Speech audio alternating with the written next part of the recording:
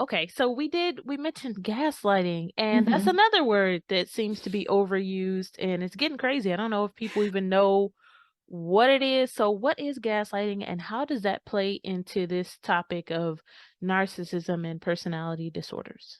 Okay, so gaslighting is a form of psychological manipulation, right? Abusers do use it to sow self doubt and confusion. It's the crazy making. Okay. It is saying, you know, good and well, you said X, Y, and Z. They come back and say, no, they never happened. We didn't have that conversation. And you're sitting like, I know we had that conversation. Or simple things when they get, really elaborate, sometimes it's moving things and saying, oh no, I know this was here, but they took it from you so that you can't find it, right? It's having those conversations where you were super clear and they come back and have rewritten history and will make you doubt yourself because they've already been planting seeds of self-doubt along the way. So does gaslighting happen? Absolutely. Is it something that a lot of people use? People that are manipulators, liars, cons, all those people use gaslighting because it works beautifully because it makes us self-doubt. So, it is overused, I think. I think we start calling everything gaslighting. But there is a lot going on. And again, you know, parents gaslight their kids a lot. And when you're raised in that kind of thing, you're so used of conning behavior. And this is how we fall prey to it because when I have been kind of broken down in childhood, not to give us a therapy session real fast, but when I've been broken down in childhood, I'm so used to it that when somebody else comes in, they just start what was already created. So this is why it's so important for us to get our own voice, right? To trust our voice, to have to say, I know this happened. I know this is how I experienced it. I know these are the words I said, right? And stick with it. No, that's not, you can have that, but I'm sticking with mine, right? We have to get some type of, strength around our reality so that we're not constantly being pulled in a different way. If somebody can distort my reality and force me to question my own judgment and intuition, then they have already started a path for me to follow that I'm going to keep tripping over everything. First, it takes a boulder in the way, right? Then it just takes a little pebble. And then I'm constantly like, well, maybe not. Or did I do this? How did this happen? And I can't trust myself. So that's where I have to go back and say, wait a second. This did happen. This did occur. You did do X, Y, and Z. The infamous, it wasn't me. Or you walk in on somebody cheating, you're like, oh, it wasn't me. It's these little crazy making things. One thing that you can cue yourself into is that if you're about to have a conversation with somebody and you have to pre-have that conversation to make sure you don't miss anything, to make sure you're on tune, you got to have, a cheat note to make sure you say everything you need to say. That's because you're dealing with somebody that will try to manipulate you. Oh yeah. You know what? With that especially, I've experienced and I started to notice a lot of other women have experienced it too, where we have to start keeping a log of Mm, what was said and what date mm-hmm, because this person will make you think that no, this didn't happen. And you're mm-hmm, like, wait a minute, I know it did happen. And even sometimes you'll have it. Okay, so this happened, you know, September 1st at 9 a.m. mm-hmm, This you said these words because I wrote it down as soon as you said it.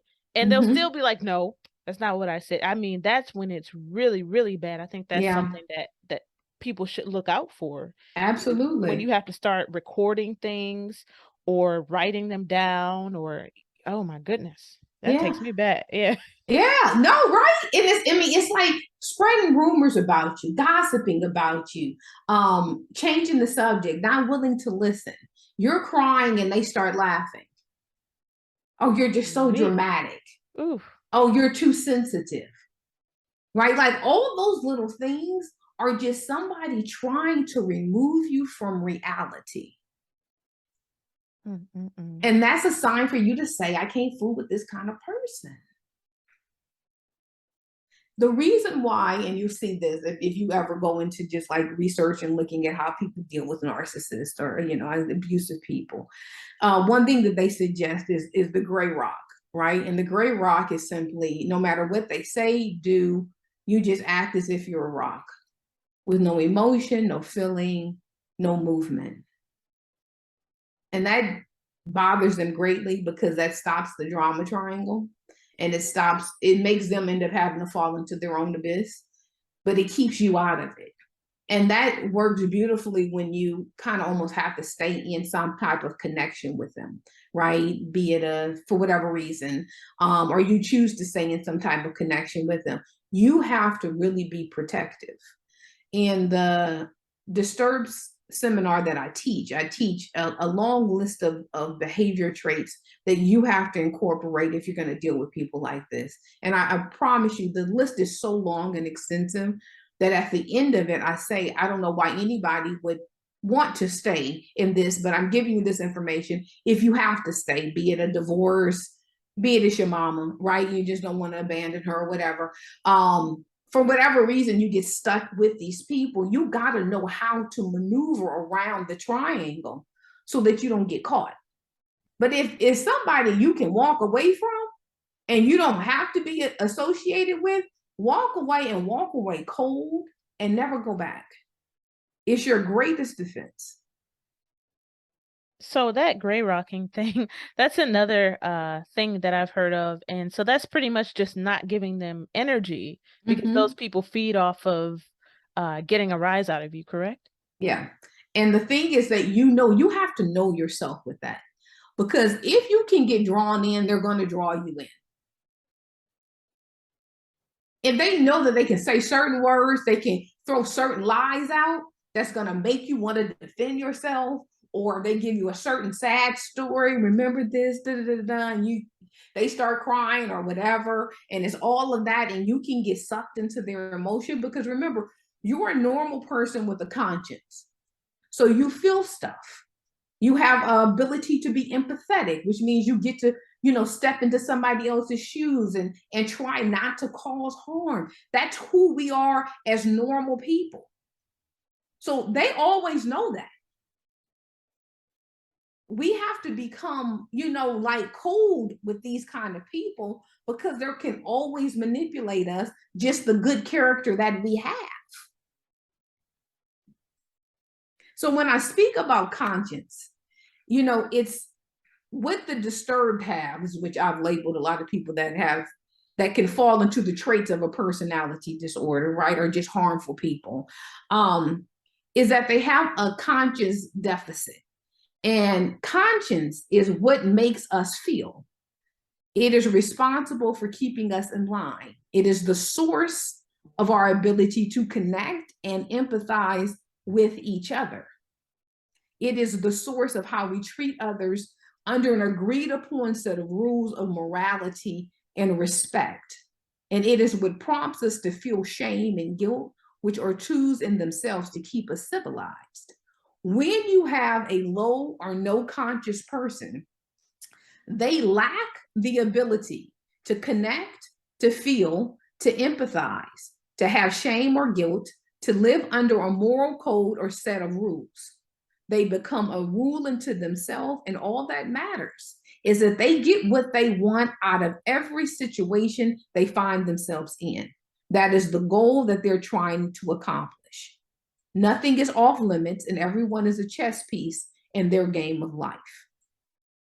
Remember, life is just a game that must be won at all costs. People are a means to an end. They can never love you enough, right? Enough to be different, enough to make you feel valued and appreciated. They don't have the ability to do that. You will always walk away feeling less than because they don't have a strong conscience.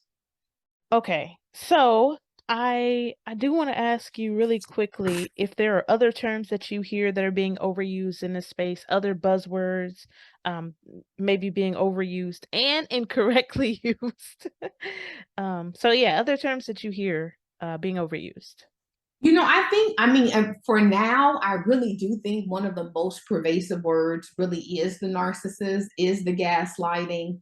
Um, Psychopaths are used often too, right? They're just a psychopath Hmm.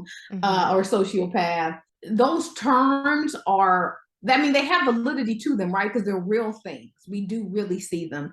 And there's a lot of people. So, like, you give a statistic, like 1 in 25 are psychopathic, right? Which is really deep That's because scary. that's super scary. You think of 1 in 25, which means we've all come in contact with them. But Mhm. when we don't understand the gravity of them or the layers of them, we think that everyone that is, a psychopath or a sociopath is going to be a murderer or a rapist or, something to that degree. And there's so many shades of them. Because again, like I said in the beginning, everyone is uniquely formed. So everyone's not going to get off on like murdering somebody or raping somebody, right? Some people want to just be able to manipulate, and that is their high. Some people, love the con. Some people are all about the money. So it's you understanding that there can be so many layers to it, but because we don't really talk about it, and it's not a education that the common person knows, right? That we think of things as being so white and black, and there's so many shades. One good book, if anyone's interested, is Martha Stout. She wrote The Sociopath Next Door, and she really details some beautiful work. I use her in my seminar, of how common it can be, right? And how many different shades of these people are walking around that we've come under the guise of, and we can't make sense out of it. So one reason why we label a lot is because you're trying to make sense of it. So I don't, fault anyone for the labeling and throwing it out there, because that's our way of saying this means this and this means that. So we need to put a label on it. But if I'm labeling something and I don't really fully understand the label, then I sometimes do myself harm because I'm not being able to protect myself in the way I need to protect myself. Because people really don't know the differences with these, but you're Yeah. right. I mean, I think for me at some point, there was an image well, I read a book or maybe it was something online, and I think one of the primary differences they said with a psychopath is that when we all see something um graphic, like if we see Mm-hmm. someone who slams their finger in the door, like we cringe, like, but I read that the psychopath doesn't. Like they have no reaction. There's nothing in them that is naturally um I don't know if the word is horrified, but you know that feeling when you see Yeah. something gross happen to someone, you're like, oh, Yeah. Yeah. they don't Yeah. have that. And that scared me.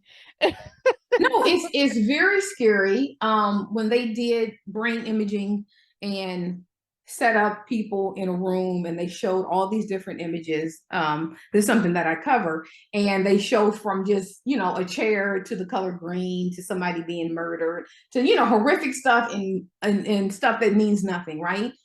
They had the same reaction to everything. Yeah, that's Nothing scary. moves them, right? Ugh. But a lot of them are very, very, uh, they sound brilliant in their own way, okay? Because they have had to be able to figure out how to move through life. So they have watched people, they know how to mimic emotions, they know how to try to have the right language. They study people, and they've been studying people since they were little kids because they have known that this is who they are. They don't feel, they don't know what it is. So they become brilliant with the camouflage. And like, how are you able to fight against it? That's part of the one of the things in The Dangerous Man that I talk about as that last one, of being able to study you, understand you. perceive your stuff, because that's what they've always had to do to keep them in front of the line, because they don't have emotions and feelings. Not that they want them, because if you read behind some of them, they say that's what keeps you back, right? They're not trying to change. They don't think anything's wrong with them. They're cool with being who they are. And that's frightening. That is. But I do want to take it back to the narcissist. So for our Mm-hmm. listeners, how can they spot someone who might have a personality disorder, the narcissistic personality disorder, versus someone who's just mentally abusive? So we want to, again, just focus on the characteristics and the traits you see. You don't even need to label, right? Because if they're narcissistic or antisocial or any of the other disorders that are out there, you're being harmed by what they do. Pay attention to what they do. And when it strikes you as being uncomfortable, right? If your first feeling is uncomfortable, please tune into that, because that's generally the first thing we get. Something in our gut says, this don't feel right. I don't like the way that happened. This is making me second guess. Don't immediately push it down with an excuse. Allow it to just sit there and you to see if it comes up again. And if it's coming up again, and whatever way it comes up, you got to cue yourself to say, why am I here? And is this worth it? Because what we know about abusive people, forget whatever title or disorder or not disorder they have, it always escalates. No one stays at just the same baseline of 2. It's going up to 3, 4, 5, 6, 7, 8, and continuing on until either you are completely dismantled mentally, emotionally, spiritually, financially, sexually, and sometimes with your life being gone. But it's going to escalate. So you pay attention to the first cues so that you can step away. If you Yeah. have to make so many excuses for someone, stop and ask yourself why. Because that's not normal. Oh yeah. I mean I am definitely agree wholeheartedly. I mean, from my own experience, we don't listen to our gut a lot of times. And even Mm-hmm. in a lot of the stories that I've covered on my channel, um, there are so many situations where there's mental abuse. Like it starts off, it's always the same thing, verbal or financial or something like Mm-hmm. that, these different kinds of abuses. And they're getting more and more control. And it's like they want to control you so much that once you decide you want to leave or you stand up for yourself or whatever, they decide that the ultimate act of control is taking your life. And Yeah. I keep seeing it. And so that is something that hits deep. And I hope a lot of Black women listen to what you just said and they take it seriously. So Yeah. I do want to wrap up here, but I do also want to know, how can we access your seminar on personality disorders? So that seminar, I don't have that one recorded. I plan on recording it soon, but I am available to do it live for whatever group of people that are interested in it. I tend to do it maybe once a year or so, depending on how many people are interested in it. The sad thing is, I am a preventive educator on all these ills of society, Hmm. but we only want to be informed after we are harmed. And prevention is not something that we put much effort or work into. And if we could learn how to prevent things, we don't have to deal with it. So, the reason why I have the seminars that I have on the disturbed, on child sexual abuse, on many of the different things that really are ills in our society that so many people face, is because I wanted to try to prevent people from ever having to feel it, from ever having to be harmed and have to recover from it. Because recovery is a beast, right? It is hard to come back when somebody has, taken you down to size. It is hard to rebuild yourself and trust yourself and know your instincts again and be able to love again without a whole lot of strings attached. It's extremely hard. So if you don't have to do that, why not learn these things, beforehand, so that you can jump ahead of it. And that's the, the beauty in preventive care, is really learning what we never are taught. Like, in my opinion, I think this stuff should start being taught in like high school, right? Teaching, this is when people start dating. This is when people start getting a little bit of interaction with other people. Pay attention then. But that's not what we do, right? So if anyone is interested, and I do from small to large, right? You guys can contact me. And my email is your choice at roadrunner.com. You can just send me an email and say, I want to host a seminar for my, friends or family. I'm more than willing to accommodate you on that. I would love to be able to do it.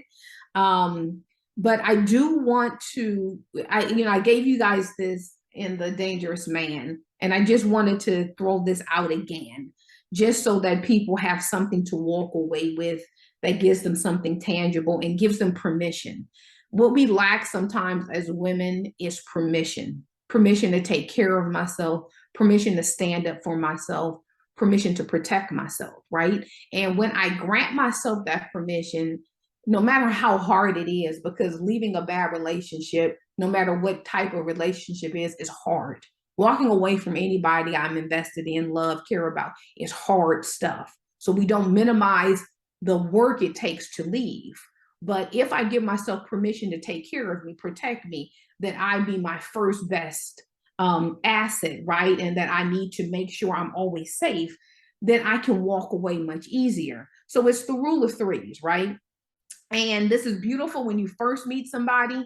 But if you've been in a relationship, you can go back and look at how many things that you have covered. But the rule of three is one lie, one broken promise, or a single neglected responsibility may be a misunderstanding. Two may involve a serious mistake. But three lies say you're dealing with a liar, and deceit is the cornerstone of conscienceless behavior. It is best to cut your losses and to walk away. It is also when we put lying on the level that it should be on.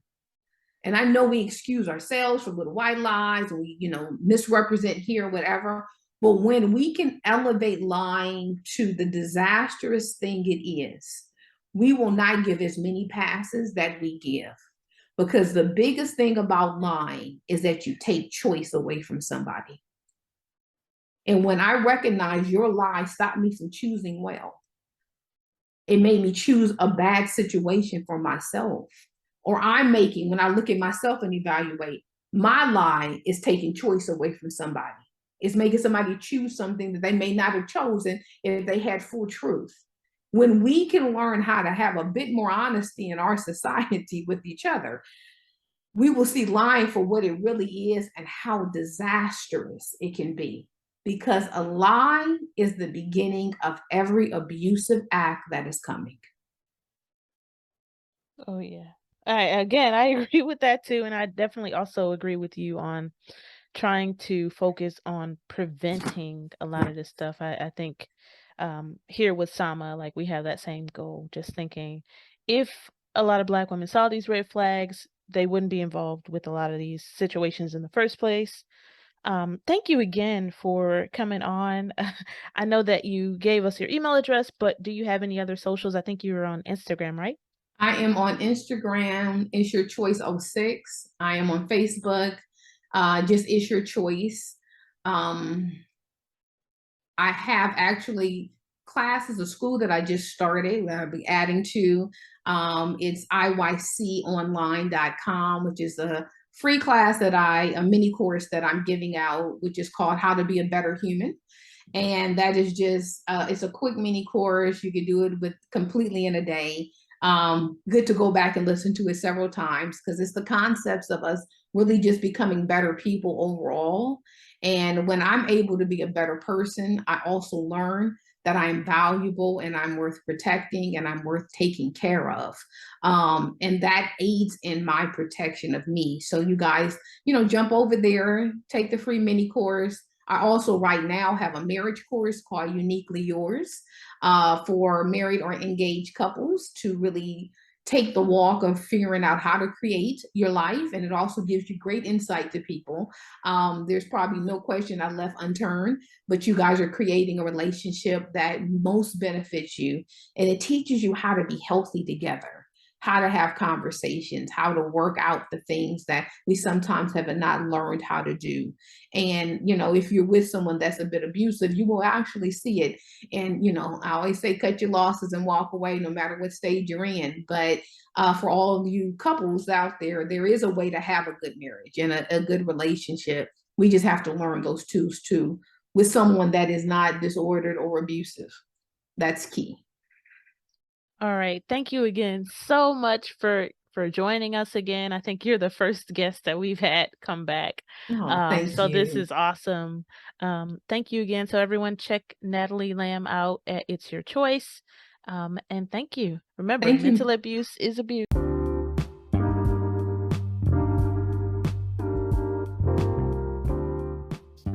Don't forget to like, follow, and subscribe. Also, if you are a Black woman with a story of mental abuse to share, or if you are a Black woman in the mental health field, reach out to us to be featured on the show at samatogethernow@gmail.com. Follow us on Instagram at samatogethernow, and you can also find us on Facebook at Sisters Against Mental Abuse. Thanks for listening, and remember, mental abuse is abuse.